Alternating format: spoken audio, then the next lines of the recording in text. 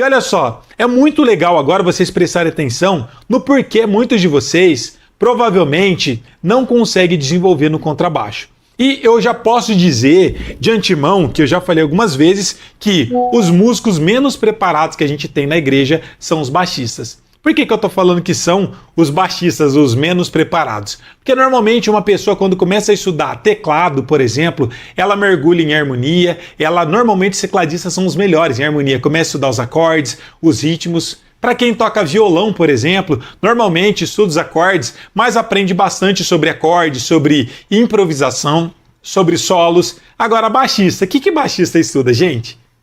Eu não consigo lembrar de nada que baixista normalmente estuda, porque normalmente baixista simplesmente aprende a tocar as tônicas, cabeças de nota e para aí, e só fica fazendo isso. Como assim cabeça de nota, professor? Normalmente os baixistas tocam simplesmente isso aqui, um dedinho e tá bom. E fala, já aprendi a tocar contrabaixo. Inclusive eu já ouvi muita gente falando que queria começar a aprender a tocar o contrabaixo por ser um instrumento mais simples. Olha só o absurdo, a gente tem que escolher um instrumento não por ele ser mais fácil ou mais difícil, sim pelo fato da gente ter uma paixão por esse instrumento. Entendendo isso, então já tenha antemão que esse é um dos instrumentos mais completos de todos, porque aqui a gente tem a parte rítmica, a parte harmônica, a parte melódica, a gente tem tudo dentro do nosso instrumento. Só que pelo fato das pessoas não saberem que essa é a base do estudo, normalmente as pessoas negligenciam o estudo formal do contrabaixo e por isso não tem resultados. E a gente vai trabalhar aqui com 3 pilares para vocês entenderem que é os 3 pilares não simplesmente do contrabaixo, mas é os 3 pilares da música como um todo. E quais são esses 3 pilares?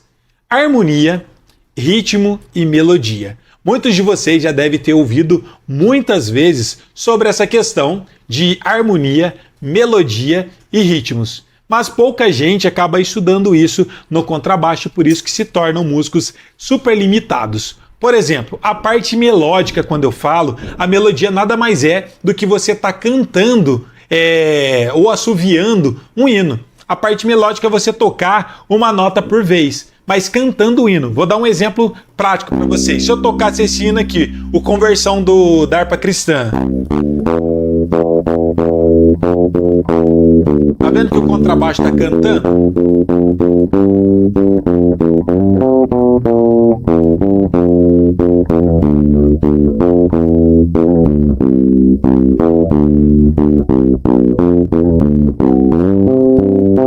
Acabei de fazer o hino Conversão cantado, solado. Então o solo nada mais é do que a melodia do hino. Aqui já começa o primeiro segredo e um dos pilares que a gente tem e que é necessário dentro do seu plano você começar a estudar a partir das melodias. Mas pouquíssimas pessoas estudam isso no baixo. Por quê? Muita gente, inclusive músicos que já tocam há muitos anos, acha que fazer solos, fazer melodia é um assunto para quem é muito avançado. E sabe qual que é o grande problema? Que se você não tem a base, você não consegue estar se desenvolvendo. E muita gente fica rodando em loop e não consegue sair do lugar. Por quê? Justamente porque não conhece esses temas e nem sabe que tem que começar a partir deles. E obviamente que você precisa seguir um plano para poder desenvolver. Não é simplesmente saber que tem que fazer melodia que vai te tornar um baixista preparado. E sim você seguir um passo a passo para você realmente conseguir estar se desenvolvendo.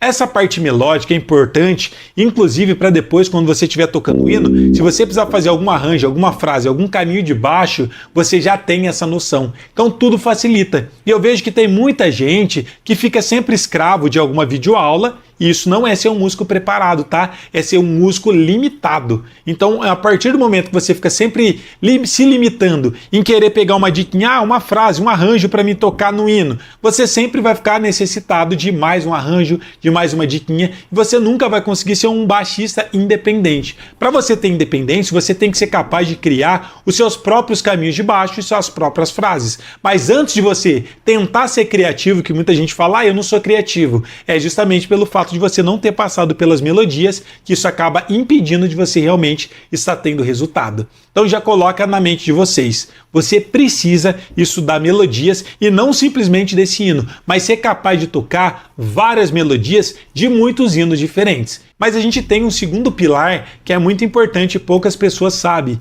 que é algo que a gente chama de groove dentro do universo do contrabaixo, mas nada mais é do que o ritmo. E o ritmo também é de extrema importância. E quando você ouve um hino, que você começa a ter aquele balanço, você vê que o hino tá legal, normalmente isso vem exatamente do contrabaixo e não de outro instrumento. Às vezes a gente acha que é a bateria que dá o ritmo, o swing para a música, mas normalmente é o contrabaixo. Por exemplo, alguns clássicos riffs que a gente tem, por exemplo, o groove, que é aquele Vou Dançar na Chuva do Fernandinho.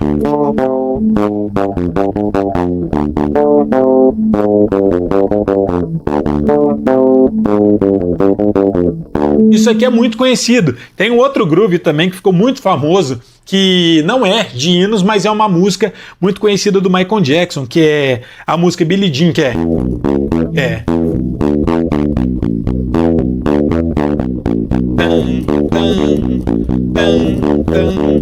Isso aqui, ó, quem é que dá o groove, quem é que dá o ritmo pra música? É exatamente o baixo, ou poderia ser um black music, ó.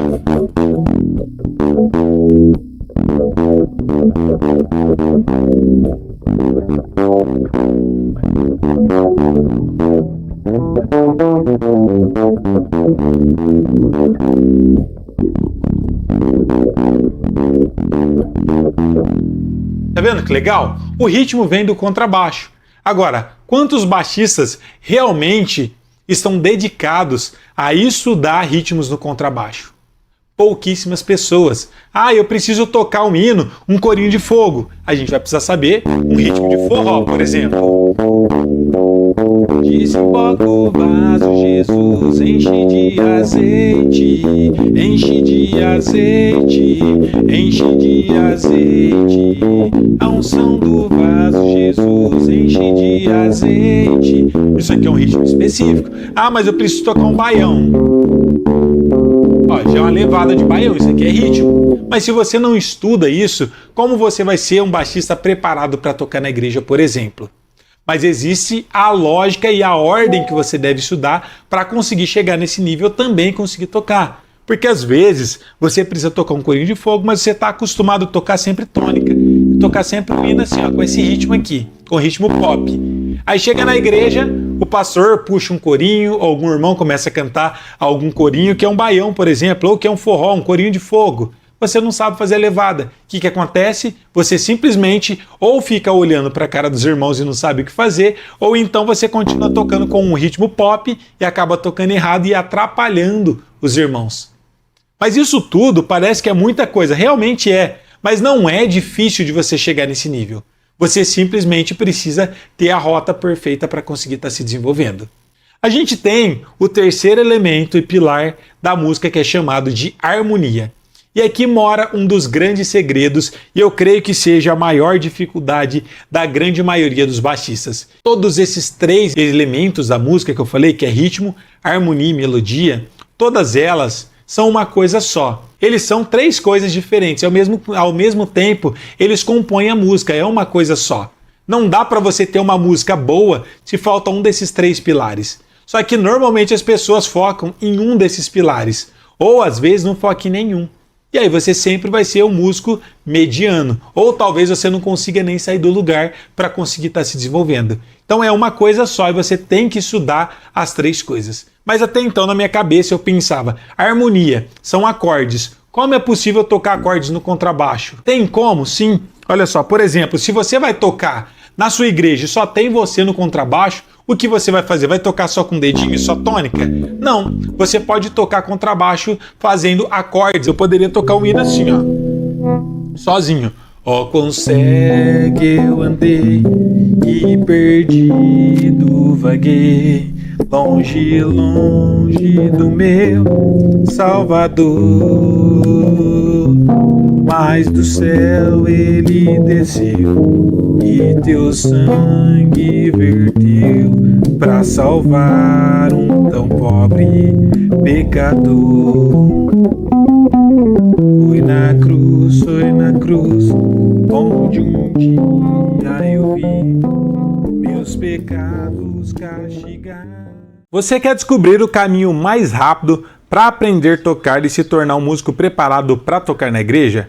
Participe do Desafio da Harpa Cristã, um evento 100% online gratuito, onde você vai ter um plano perfeito para se tornar um músico preparado para tocar na igreja em menos de uma semana. E o melhor, através dos lindos hinos da harpa cristã. Então você não vai perder tempo tendo que fazer vários exercícios, e sim já colocando a mão na massa e tendo a possibilidade de aprender como tocar os hinos em 3 versões diferentes, que é a versão em ritmo, dedilhados e melodias, que são os solos dos hinos. Tudo com método próprio que eu mesmo desenvolvi através do método MP10X, para você fazer as melodias 10 vezes mais rápido, através do método função TSD, que você vai ter a possibilidade de tocar vários hinos simplificados e com poucos acordes, inclusive grande parte deles com apenas 3 acordes, para você ter resultados rápidos e ter a possibilidade de ainda nesse mês poder estar tocando na sua igreja e adorando a Deus com excelência. É um método próprio que você nunca viu, que eu tenho certeza que vai mudar completamente a sua visão